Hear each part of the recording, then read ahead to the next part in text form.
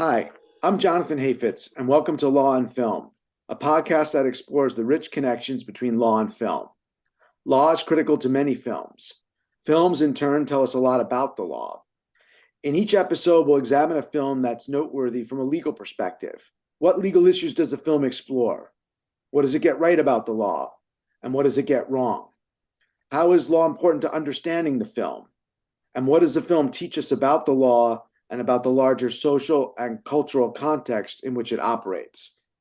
Our film today is Fruitvale Station, a 2013 film written and directed by Ryan Coogler in his debut feature film shortly after he graduated from film school, and it stars Michael B. Jordan in his first major film role, Melonia Diaz, and Octavia Spencer. The film is based on the true and tragic story of Oscar Grant, a 22-year-old Black man who was shot and killed by a BART officer who, with other officers, was responding to a report of an altercation at the Fruitvale Station in Oakland, California, in the early hours of New Year's Day in 2009.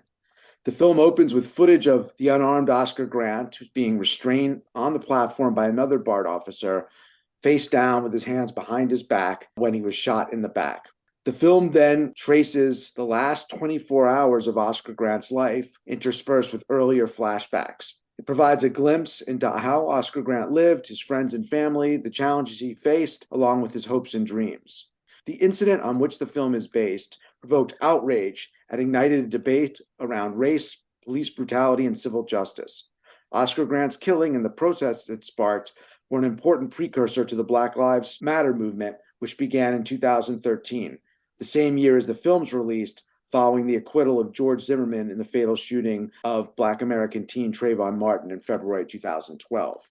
Our guest today to explore this important film is Michael Pinard. Michael is a professor and the co-director of the clinical law program at the University of Maryland Francis King Carey School of Law. He currently teaches the Youth Education and Justice Clinic and has taught the Reentry Clinic. He's also taught courses on law and social change, policing communities and the law, Freddie Gray's Baltimore, Past, Present, and Moving Future, and various criminal law and criminal procedure classes. Professor Pinard has published law review articles and op-eds on the criminal process, criminal defense, lawyering, race in the criminal justice system, policing, and the interconnections between the reentry of individuals with criminal records and the myriad consequences of convictions. Professor Pinard has worked to improve the criminal legal system nationally and locally through legislative and policy advocacy, writing and participating in various working groups and advisory groups. He's the co-editor-in-chief of the Clinical Law Review and the immediate past president of the American Association of Law Schools section on civil rights. He's also a former president of the Clinical Legal Education Association. Professor Pinard currently serves on the board of directors of the Galt Center, the Leadership Council of the Public Justice Center, and the Maryland Access to Justice Commission.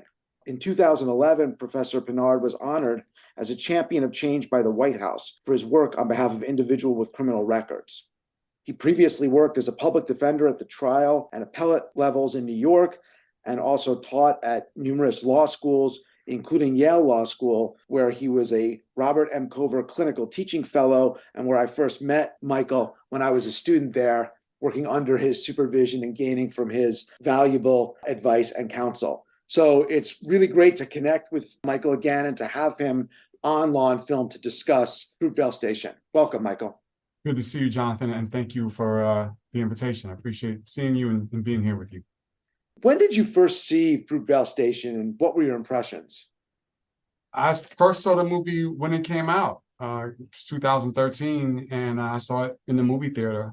My initial impressions were that it was a very powerful film that resonated really, really deeply with me. I had followed the case before the film came out. Obviously, this is one of the flashpoints that we've had that we continue to have. And so I remember leaving the film really sad and angry. And that was really the impact that it had on me back then.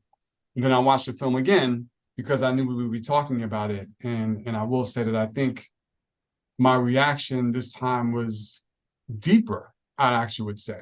That is still obviously really, really sad, really angry, but I think even more so for both. And I think part of it is that I have a son now who will be 16 next month. He was a lot younger when the film came out.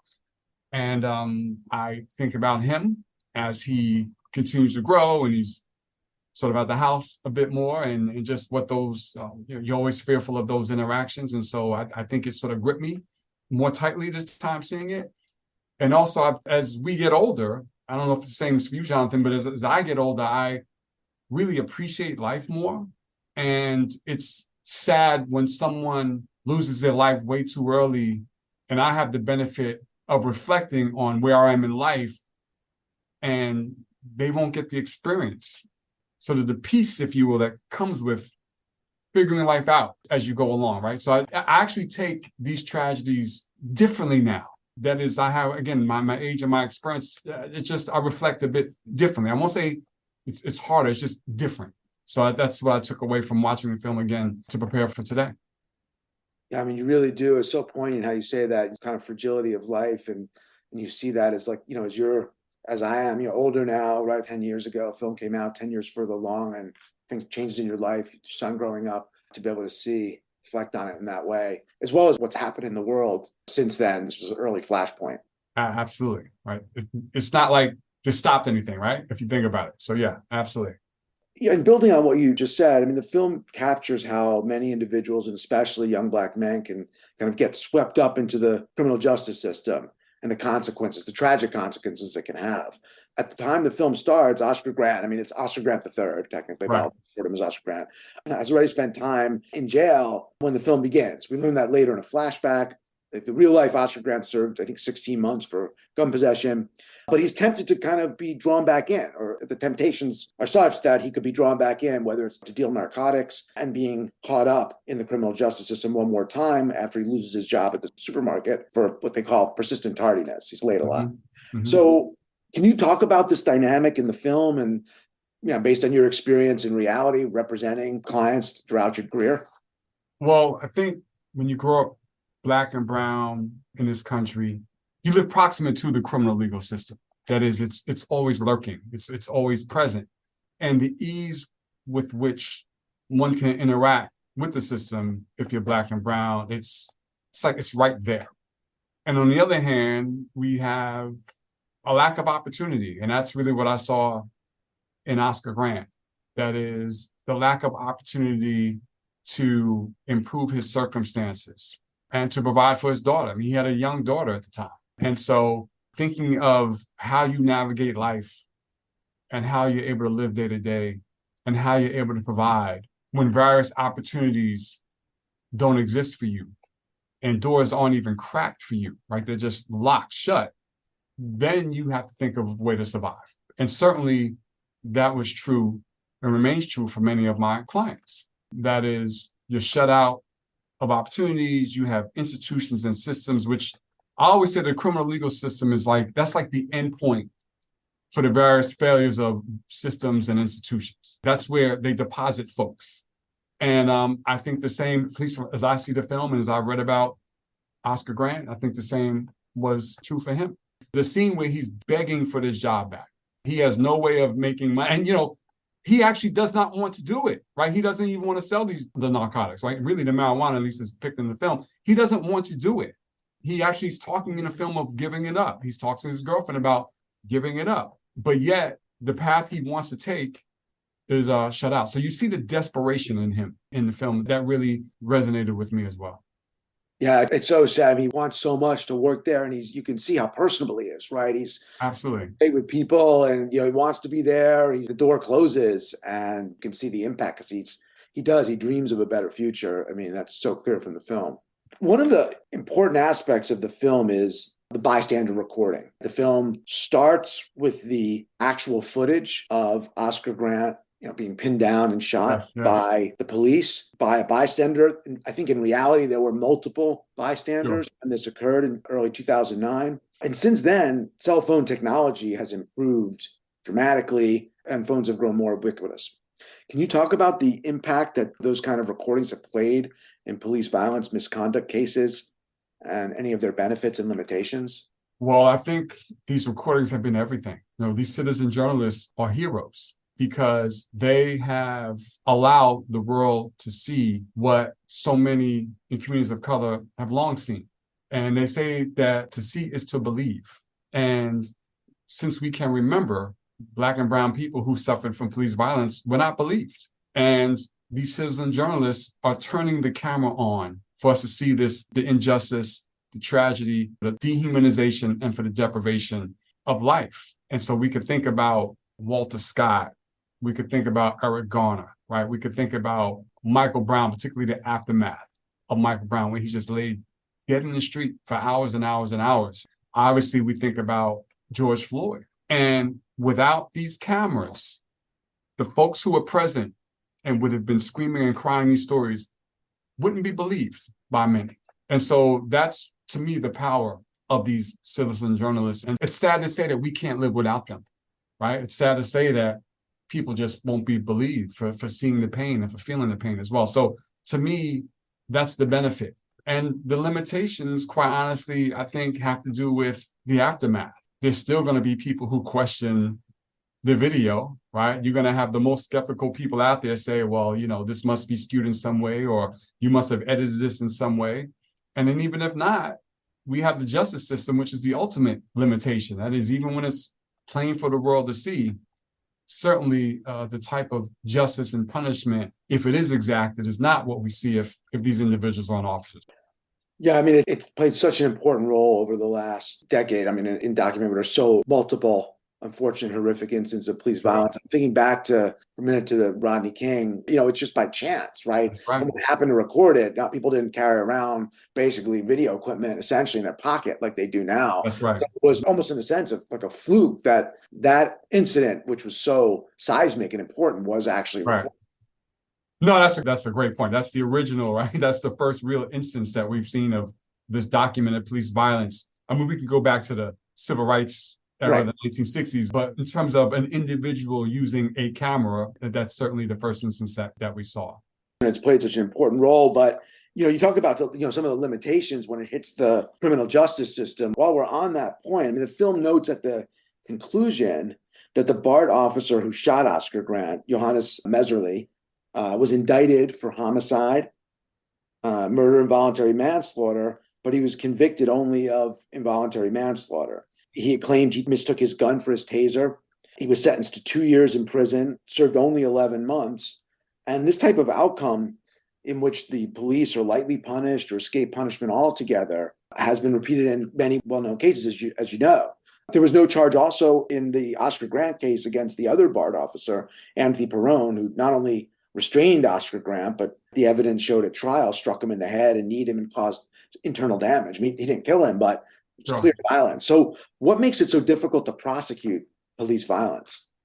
And on that point, I was thinking back to just 2 years ago, Dante Wright in Minnesota, who was killed by then Officer Kim Potter. Same thing, right? Her claim was that she mistook her gun for a taser, and she received a very similar sentence. I think that it's a complicated question because there are many different factors involved, among which are, again, the dehumanization of life that's not seen as valuable by a system and by even society, right? That is, if we're talking about victims of crime who are disproportionately Black and brown, the sad reality is that many don't see them as victims, or at least true victims, or as quote unquote perfect victims. Mm-hmm.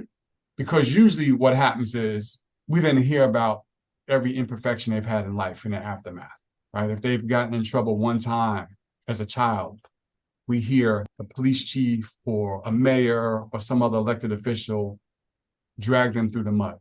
They're not perfect in a way. They're not pure in a way. So we have that, just again, the dehumanization of life. And then we also, a country that in terms of our culture sees law enforcement as heroes, as a good people. That is, it's hard for many to wrap their heads around the fact that there are bad police officers out there. Not to say that all officers are bad, but there are some bad police officers out there, right? Also, we have just racial bias that affects all of this. So we know that reams of studies have found that Black boys and Black girls are seen as older than what they really are. So we don't afford children the benefit of youth, the indulgence of youth. So think of like Tamir Rice, who's 12 years old, but is seen and interpreted as much bigger and older. So think about the biases that affect all of this. And then, I remember this came up years and years and years and years ago in New York. I remember talking to a colleague back in the 90s about this when I really had just finished law school. And he was just explaining how, because of all of this, if you think about a charge like murder, it is hard for a jury, some jurors, to grasp that an officer could have intended to do something. It's always a quote unquote spur of the moment mistake. Oh, I thought it was a taser, but it's a real gun. Or some other quote unquote mitigation they see. So, I think these are seen as very, very hard cases. And it's proved, they've proved to be really, really hard cases, right? And so, I think there are a variety of reasons of why this is so. But what it boils down to is that I think our justice system does not see these victims as quote unquote whole victims. And I think too many of us don't see them as whole victims. And I think, obviously race and intersectionality at the heart of that. It's interesting you talk about the idea and the need for the victim to be perfect. One of the things that I found especially moving and powerful about the film was that Oscar Grant was not depicted as perfect, right? He was flawed in some personal respects. He cheated on his girlfriend, lied about losing his job, right? His family, had kind of explosive temper. And yet he was sympathetic. I mean, they made him out to be sympathetic. He was a devoted father to his 4-year-old daughter, kind to strangers, even to a pit bull that we see run over by a car. Right. And he had these dreams of a better life. So to me, one of the really powerful things in the film is that they made him out to be not a perfect individual, but more of a layered individual. And yet it was still so kind of horrific what happened to him. And I don't know, to me in the film, that made the film even more powerful to me, the fact that he was not an angel. And who among us is an angel? Exactly. Right? I mean, that's the thing. That is, he was a good guy who has some flaws. And we all aspire to be good people, and all of us have flaws. So I didn't really see him as different. He had his struggles in life. We talked about before some reasons for the struggle. He has some struggles in life. And again, none of us is perfect. And none of us deserve the treatment that he received by those police officers. So I agree with you in terms of the humanity. I mean, that's really, to me, the display of humanity that was shown about him in the film. And I agree with you that that's a very sort of powerful takeaway. And again, that gets back to, frequently when there's a black man, black woman who's killed by the police, that's what literally they didn't march out any sort of thing that they've done in the past that's less than perfect, as if that's somehow justification for their life being taken. I mean, literally, that really gets to that. And interesting, you mentioned that, Jonathan, because there was another scene in the film that it's a millisecond, but it really gripped me as well. So there's a scene where they're in San Francisco. They're out on New Year's, and his girlfriend and one of her friends needs to use a restroom. And so Michael Jordan, playing Oscar Grant, begs this restaurant owner. Restaurant had been closed. There's a restaurant, they're in front of a restaurant. The restaurant's closed. Begs the owner to let his girlfriend and her friend in to use the restroom. During the scene, there's a young white couple. They walk in front of the restaurant as well. They've been recently married. The wife also needs to use the restroom. And Michael B. Jordan, again playing Oscar Grant, begs the restaurant owner to let this additional person in. So you have Michael B. Jordan playing Oscar Grant and this other white actor. I don't remember his name. And Michael B. Jordan admires the ring, the wedding ring that he saw on the young lady. And he just strikes up a friendly conversation with this person. They're just really waiting for their significant others to come out. And the white man tells him that a few years earlier, he had stolen credit cards to pay for the wedding ring. And I thought that was such a powerful moment in this film, because this white man is also flawed. This white man committed a crime and felt free enough to tell somebody about it, right? Because there are no repercussions, if you will, of sharing this with a total stranger. And this white individual didn't live life in fear of being killed by law enforcement, being abused by law enforcement.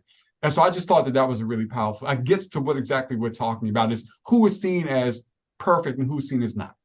I'm so glad you mentioned that. I think it's such a powerful and important the way, Oscar Grant helps him. His wife is pregnant at the time, right? That's right. That's right. Right. And point about the credit card, it's a mistake and he's flawed, but he doesn't pay for it. The white guy doesn't pay for it in the same way. It doesn't derail his life. And he's back now. He's clearly middle class, upper middle class, right? Somewhat affluent. His wife's having a baby and he's sort of gone on. And that kind of thing would play very differently if it happened to like the Michael B. Jordan character. Absolutely. No doubt about it. Relatedly, Oscar Grant dies partly because of a chain of coincidences. And the film plays this up, partly to sharpen the drama. Mainly, he takes his mother's advice to ride the BART into San Francisco on New Year's Eve rather than drive, so they don't have issues around drinking. He then, by chance, runs into someone on the BART who he had an altercation with previously, which triggers the fight, that triggers the police activity. So there's something about this that's universal, right? Life can change in a flash for anyone. You can imagine a film where they drive instead of taking the BART, there's a drunk driving accident or something like that. So sure. Every decision, right? But I think what the film suggests and what we've been talking about is this is especially true for a young Black male and especially true with the police, where something like that can just escalate into a fatal encounter. And that to me is, I think really powerful in the film. I don't know what your thoughts are. Can I back up a little bit? Because in that scene, I wonder whether his mother, in terms of advising him not to drive, I wonder whether she is more afraid of him drinking a bit too much and getting into an accident, or maybe drinking a bit too much and being pulled over by law enforcement that can result in a very negative interaction. And I say that because at the beginning of the film, there's a scene where he's driving and he's talking to his mother on a cell phone. And she asks him if he has the earpiece in the ear while he's driving. And again, one could say she's afraid of him being a distracted driver and causing harm to himself or someone else. Another can say she's afraid that if he doesn't have his earpiece on, that will be an additional reason for law enforcement to pull him over. And she's scared to death of her son being pulled over for anything, because she knows that the more you interact with law enforcement, the greater the chances are of you being harmed or killed. So that's how I actually looked at those scenes in a way. And I do think that gets to your question just about the sort of, all it takes is a flash for a life to be taken away. And I do think that that's particularly true for Black and brown folks, particularly when you're dealing with law enforcement. And I think that many of the tragedies we have seen make that lesson abundantly clear, as well as the tragedies that we don't see. That is, in terms of the news coverage, it's about the people who were killed or really, really grievously harmed. But what about the other interactions that don't make it to that threshold of being widely covered that are also abusive in so many different ways as well? So yes, I do think it's the case that certainly life is precious for all, but we have enough data out there across multiple systems. I mean, if you just deal with the toxic stress of being poor and of color in this country, it reduces your life expectancy dramatically. The Washington Post yesterday reported on 2 reports that came out of the medical field about, it was 1.6 million excess deaths of Black people. That is, don't live as long as white people for a variety of reasons, including mass incarceration.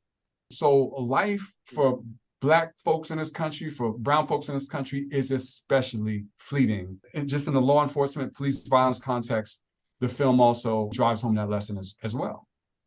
Fantastic point. And you'll be honest, I saw it as mother worrying. Yeah. Don't want to be out driving. I didn't pick up on that aspect of my own bias, and not just worrying because of the risk of any parent doesn't want their kid to drink and drive, and go out on New Year's Eve. But the fact of the being pulled over because driving while Black or brown as another reason. And there is that scene in the beginning with the earpiece, right? Which really a powerful echo or foreshadowing where she's yelling and put your earpiece on. And you see Jordan struggling to get this circa 2009 earphone. Right. And it's Jack in his ear. Yeah. And that's what we get to when we talk about the talk. that we have to give to our children. And, again, my son is about to be 16. I mean, I've been giving him the talk since, I don't know, he might have been 6 or 7. And the talk begins in school. It may not even be with law enforcement. The talk is, you can't do X in school because your teachers will look at you first and you'll get in trouble first. We then graduate to talking about police, where I am now with him, because again, he's out more, like he's hanging out more. So there's just this fear that if you do something, if you give any reason whatsoever, no matter how innocuous, you are now in a really, really bad spot. And it's really sad because, again, it gets back to, and Chris Henning at Georgetown writes about normal adolescent behavior and how Black children don't have the benefit of it because you're criminalized, for the way you dress, for, if your voice is too loud. I mean, whatever it is, the stuff that kids are normally allowed to do, Black boys and Black girls in particular, at least what the studies show, again, are not able to indulge their youth in that way. And so I do think, I know that it causes us to almost want our kids to be robots, in ways that are really, really unfair because you have to walk a straight path. I remember reading some literature a few years ago, kids in Chicago talking about strategies to avoid police, having to wear backpacks and glasses to make it look like you're in school. Like literally the survival techniques go that deep. And so, that's how I saw those 2 scenes. It's literally, you have to survive. And does the most to make him safe, avoid the police, right? Everything. Take part. Still, he ends up everything situation. Absolutely. Yep. What's changed, if anything, in the decade since the film was released or the 15 years since Oscar Grant was killed? We've talked about the documentation of police violence, but anything else in terms of its treatment by criminal justice system and how it's viewed by society? Well, sure. I think that you mentioned the Black Lives Matter movement. We talk about George Floyd. Obviously, I think we all recognize that was an additional sort of flashpoint, sort of the international attention to police violence in this country, a broader sort of recognition, if you will, within this country, the diversity of advocates who are calling out these injustices has increased a lot, I think, over the past 15 years. And at the state level, in some states, we've had certainly some responses, some legislative responses to abusive policing in terms of tactics that police officers can use or not use, the trainings that they have to receive. And, we could debate the impact, but the point is we do see some responses, both in communities as broadly conceived, as well as within some legislative spaces, some policy spaces that were either non-existent or certainly not the volume and the level that we have now. So it's just a broader understanding, if you will, of police violence, recognizing that police violence and bad policing is a reality, and also recognizing the need to really rethink policing in a very, very strenuous way. And I will say it's interesting, if you think about just abolition and the conversations around abolition and defunding, pretty much after George Floyd hit the mainstream. And that's something, abolitionism and defunding, those movements have always existed, let's be clear. But in terms of that entering the consciousness of decision makers, of community members, of impacted populations, that's something that I don't think we saw 15 years ago. No, certainly not. And I'm thinking back when we worked together, I worked as a student in the clinic, you were supervising prison clinic, right? And That's right. We focused on that. We focused on, police violence, over policing of certain communities. Right.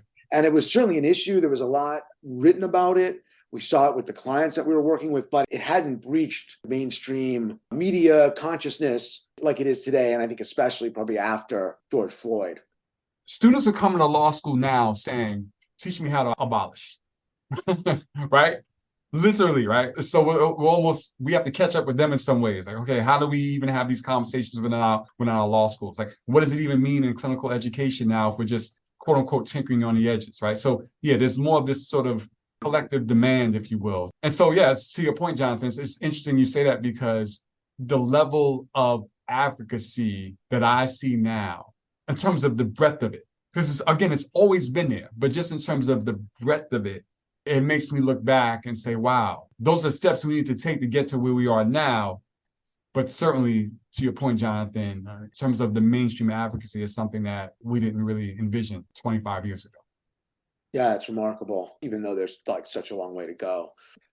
So, Michael, was there anything else that struck you about the film in terms of, for example, the way it was shot? So the scene in the supermarket, and we talked about the supermarket scene earlier where he went back to plead for his job back. And at various moments in that scene, this is Michael B. Jordan, he is shot from the back. So literally the camera is following him walking around the store in the aisles. I took it as if he's being surveilled. It could be a store security officer, it could be an armed guard who also follow customers around, particularly customers of color around the store. And so there was something about the way that was shot that made me see him being surveilled. Interesting, the way it tracked him, because it really did track him closely as he moved around. In that sense, I guess Ryan Coogler would be in the position of Absolutely. Like surveillance. Eyes are always on you. Always watched. So when Ryan Coogler made this film, he was a recent film graduate. He had been a student at USC when Oscar Grant was shot in 2009. He had made a couple of short films, but this was his first feature film. And he said publicly that he identified with Oscar Grant, the same age, wore the same clothes, friends looked like his friends. It clearly a very personal film for him and made a very powerful movie. If you'd been on set with him at the time, at that point you were experienced veteran, criminal defense lawyer, had worked on legal and policy issues around police violence, incarceration. Any suggestions you might have offered to him? Well, if I felt comfortable enough to offer a suggestion to a trained filmmaker, there's one thing I would have suggested be added, and it could have been one line.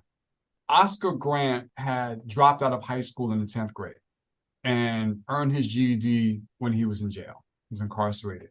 And so when we talk about various systems and institutions of both exclusion and oppression, I wonder how he was served by the educational system. Right? Again, he dropped out in 10th grade. And we also know that when a student drops out of school, the chances of interacting with the criminal legal system, the juvenile legal system increases substantially. And so I thought, it's I think a major point, a minor point in that it could have been one line, but just something about that experience. I thought there was something missing from the film. For me, it was that. It just tells me that he was not served well in so many different ways, like so many other countless people are. And I just think that education track is important. Yeah, it's a small thing that could have been added, but for a much larger piece of the puzzle, if you will. Yes, because it also gets to the lack of opportunity he experienced, et cetera. So, yeah. Right. Why were only these jobs open to him? And why, as you mentioned before, why, unlike the white guy that he meets, whose wife is pregnant, needs to use the bathroom, who stole the credit cards, who's gone on to have other opportunities, right? That's the education system in part. So, And what about today, right? Since Fruitvale Station, Ryan Coogler has gone on to superstardom, right? The most prominent Black American director, Michael B. Jordan, superstar. If they were going to team up, they were for another movie about the criminal justice system. Is there anything you would suggest they cover, or let me put it another way? What's the film you think most needs to be made about police violence, criminal justice system, and all the other issues we've been talking about? Speaking as a non-filmmaker, I have a couple of thoughts. One is, and it gets back to what I said about education. I think that a story that needs to be told in a film is really about the school to prison pipeline, about the connection between, for too many Black and brown children, the intimate relationship between their educational setting and the juvenile legal system, criminal legal system, the ways in which they're criminalized in schools through police officers roaming the hallways to just sort of reflexive disciplinary practices that are just for anything, remove kids from school, like for anything. When we talk about normal adolescent behavior, for anything. So, and then how that connects to just involvement in the criminal legal system, and perhaps there's police violence involved, and we could define violence very, very broadly. But I think that's a film that should be made. And, to me, that could be a film that's based on a real situation. So let me not say fiction, but it could be based on a real story, a real situation. Because I do wonder, when we talk about, many of the individuals who have suffered in the way in which we've seen suffer on video, I'm just wondering what the educational path was, in some ways. And again, I see that with Oscar Grant. So that's what struck out to me. But that could also be a documentary as well, right? So I think Ryan Coogler, with his chops, sometimes a documentary could be certainly as powerful. And so it could be telling the story of a particular person and the life of that person. So for instance, it could be like Michael Brown, right? Who was 18 years old, I believe, at the time that he was killed. But, I often wonder, what was his life story and how would that life story be reflected on film? Or you could pick any number of people. You could pick a Tamir Rice. But I think telling the story of someone who's literally a child would also be something that I think needs to be told. And again, the purpose of the medium is to get the story out to the masses. And so I just think that's another story that could be told. Yeah, it's such an important story. And by the time you get to the point you're at in Fruitvale Station with Oscar Grant, so much kind of happening. Right. The doors you talk about that have been closed off in a way. And he was so young. Think about that. I mean, he was basically a child himself. 22. Tragic, right? And as you're saying before, you reflect now back on what happened. Without that night, he'd be 36 now and middle-aged, family, kid would be grown up, but just life was just cut short in an instant. Well, Michael, it's been great talking to you about Fruitvale Station. Would you recommend that people see this film if they haven't seen it? Oh, absolutely. It's a great film. It tells the story in a very compelling way. It's very gripping. And the different narratives, right? You have obviously the law enforcement angle. You've got the criminal legal system angle, just the relationship he has with his mother. Some very, very powerful scenes with his mom in the film. The relationship he has with his girlfriend, the relationship he has with extended family. Then obviously, perhaps the most precious relationship is the one with his little daughter. So it's a very tight script, very tight film, and very, very powerful, very, very gripping. You mentioned the daughter. I mean, that's the last moment of his life when he's fading from consciousness in the hospital. They're trying to save him after he's shot. And it's just sort of like picture of him and his daughter. Hugging. Yeah, so many powerful scenes. Can I just ask you about one more scene? The one with his mother in the prison. When he's in prison and she goes in to see him, and that's a really powerful scene. And there's some real tension too between them. If you could just talk a little bit about that and things you've seen over the years. I thought that was quite a gripping scene. It's interesting because, I mean, you well know, right, that when people are incarcerated over time, most of the people in their lives fade away. People move on. That's one of the harsh realities. People have their own lives to live. And it's, I think, often the case that the one person who often remains is a parent. And the scene you're talking about, his mom says, look, I can't see you in here again. And she says, I'll see you when you come out. And he is crestfallen and angry and upset. He can't believe it. And I'm thinking, this is the one person in his life who's really there for him in that way. His daughter's really, really young at that point. She's a toddler, essentially, right? So she can't understand what the situation is about. She doesn't even know he's incarcerated, right? She just thinks he's away.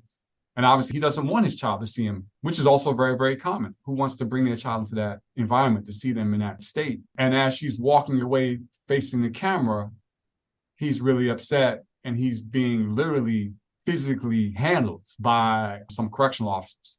And it just, to me, showed the isolation and the loneliness of incarceration. Now, I will say that obviously the love remains. And when he's out, again, the film is going back and forth, but they're very close. They're very, very tight. He wants to celebrate her birthday, and he wants to celebrate it in a big way. In part, I'm thinking because the year before he was incarcerated on her birthday.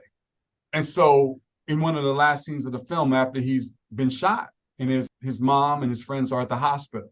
And again, as you stated earlier, Jonathan, his mother is the one who suggested to him that he take the train into San Francisco to celebrate New Year's rather than drive. And what she said at the end of the film, as her son is dying in this hospital room, she says, this is a quote, "I told him to take the train. I didn't know they would hurt my baby."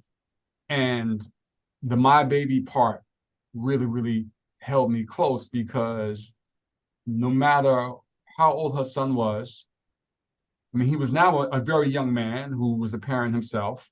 And no matter how much worry or stress she had in her life over him, despite the fact that she had to tell him a year earlier that I cannot see you in here anymore, and I'm going to have to walk away from you. Through it all, he's not only her son, he's her baby. And what's more precious than a baby? Nothing. So that scene, for all those reasons, that scene was so powerful in that jail because I cannot imagine how hard it was for her to walk away from him and turn her back on him. Like, what was in her that filled her up so much that she said, this is too much for me. So very, very powerful scene. Yeah, because there's so much love there, as you said, and you can see at the end. So she's Absolutely walking out in a sense out of right. love or whatever. But it's yeah, I mean it is. It's a gripping scene in that moment. That line at the end is so poignant that you quoted. Yeah. Michael, it's been so great talking to you about this film, Fruitvale Station. Fantastic film, so relevant when it was made, and as relevant, if not more relevant today, after all that's happened in the last decade. It's available for streaming for people who want to watch it. So again, Michael, it's been great to have you on and great to chat with you. It's always great to see you, Jonathan, and thank you for having me. I'm excited about this podcast.